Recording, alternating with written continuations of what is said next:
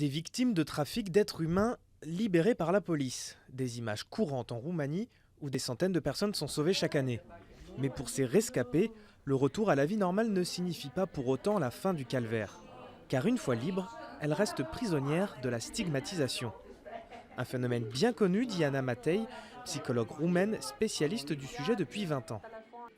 Un nouveau préjugé est apparu. Les gens pensent qu'un désaccord entre les filles et leurs proxénètes les pousse à témoigner devant la cour, non pas le fait qu'elles soient victimes. Ils pensent qu'elles veulent plus d'argent, que leur proxénète n'est pas d'accord, qu'elles vont au procès, mentent et que de pauvres innocents sont condamnés à cause d'elles. En 2002, le cinéaste Adrian Silistean a travaillé sur le sujet en dressant le portrait d'une prostituée mineure rapatriée de France. C'est facile de mettre des étiquettes. Quand on dit prostituée mineure, il y a d'une certaine manière quelque chose de négatif dans cette image. J'ai été choqué, c'était une fillette. Les histoires qu'elle nous a racontées m'ont fait comprendre qu'il s'agissait d'une enfant qui ne comprenait pas ce qui lui est arrivé.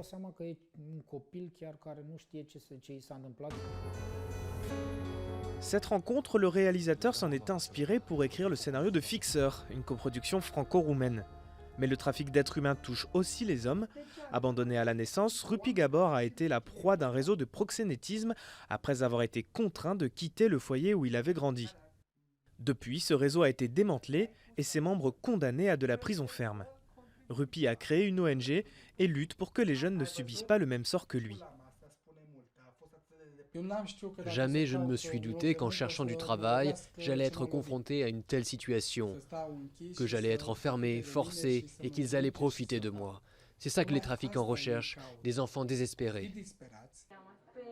En 2015, les autorités roumaines ont identifié une quarantaine de victimes âgées de moins de 13 ans. Selon le Conseil de l'Europe, le nombre d'enfants roumains victimes de trafic a considérablement augmenté ces dernières années.